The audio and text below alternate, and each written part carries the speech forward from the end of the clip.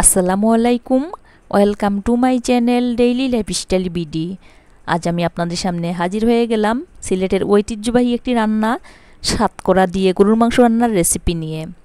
আমি প্রথমে হাঁড়িতে তেল দিয়ে দিয়েছি এবং দিয়ে দিচ্ছি 4-5টি আস্ত এলাচ এবং একটি তেজপাতাকে ফালি করে দিয়েছি। এখন দিয়ে দিচ্ছি কাটা পেঁয়াজ। যেহেতু ডিপে রাখা ছিল তাই আইস হয়ে গিয়েছে, আমি চুলার আঁচটা লো করে একটু ব্রাউন কালার করে নিচ্ছি। ভালোভাবে নেড়ে চেড়ে ব্রাউন কালার করে নিচ্ছি। এই রান্নাতে আমি কাটা পেঁয়াজ এবং ব্লেন্ডার করা পেঁয়াজ দুটি ইউজ করব। এখন দিয়ে দেব আমি ব্লেন্ডার করা পেঁয়াজ। ব্লেন্ডার করা পেঁয়াজটাও ডিপে রাখা ছিল তাই আইস হয়ে গিয়েছে। দিয়েছি রসুন পেস্ট,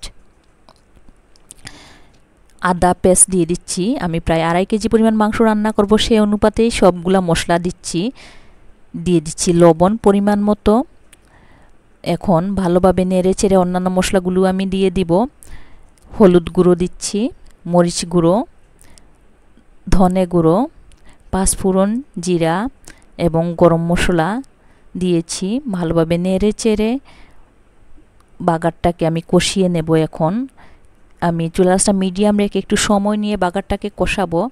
এখন ঢাকনা দিয়ে ঢেকে রেখে দেব। ভালোভাবে নেড়ে চেড়ে একটু সময় নিয়ে কষাচ্ছি, কারণ বাগারটা যত ভালোভাবে কষানো হবে রান্না তত সুস্বাদু হবে। আমার কষানো হয়ে গিয়েছে, প্রায় 15-20 মিনিট লেগেছে আমার। 15 থেকে 20 মিনিটের মধ্যে আমি বাগারটাকে কষিয়েছি।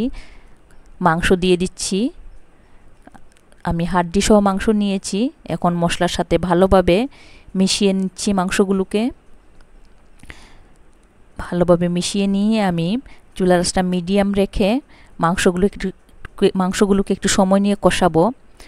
যেহেতু ডিপে রাখা ছিল একটু সময় লাগবে মাংসটা রান্না হতে। একেবারে তাজা হলে খুব বেশি সময় লাগে না, ডিপে রাখা হলে একটু সময় লাগে। সেদ্ধ হয়নি এখনও। আমি গরম পানি দিয়ে দিচ্ছি। রান্নায় সবসময় গরম পানি ব্যবহার করাটা ভালো, তাহলে রান্নার স্বাদটা ঠিক থাকে। নেড়ে চেড়ে আমি আবারও ঢেকে রেখে দেব। সাতকরা দিয়ে রান্না সিলেটে খুব প্রসিদ্ধ একটি রান্না। মাছ ভুনা বা মাংস ভুনা সবাই খেতে খুব পছন্দ করে। আপনারা বাসায় ট্রাই করে দেখবেন, আপনাদের ভালো লাগবে ইনশাল্লাহ। আমি কয়েকটি আস্ত রসুন দিয়ে দিয়েছি এবং সাতকরা ছোটো ছোটো করে কেটে নিয়ে দিয়ে দিচ্ছি। এখন নেড়ে চেড়ে আমি মিশিয়ে নিচ্ছি। আমি সাতকরার পরিমাণটা কম নিয়েছি, বেশি দিলে আবার তেতো হয়ে যাবে। সামান্য পরিমাণে দিয়েছি যাতে করে ফ্লেভারটা মাংসের সাথে মিশে যায়। এখন দেখে নিচ্ছি সেদ্ধ হয়েছে কি না। আর একটু সেদ্ধ হতে হবে। 5 মিনিট আবার রান্না করব আমি। 5 মিনিট পরে আমি চুলাটা বন্ধ করে দিয়েছি। দেখুন কত চমৎকার হয়েছে দেখতে, খেতেও অনেক সুস্বাদু। আপনারা বাসায় অবশ্যই ট্রাই করে জানাবেন কেমন হয়েছে। আমার রেসিপিটি আপনাদের ভালো লেগে থাকলে লাইক, কমেন্ট, শেয়ার ও সাবস্ক্রাইব করে আমার পাশে থাকবেন। ধন্যবাদ সবাইকে। আসসালামু আলাইকুম।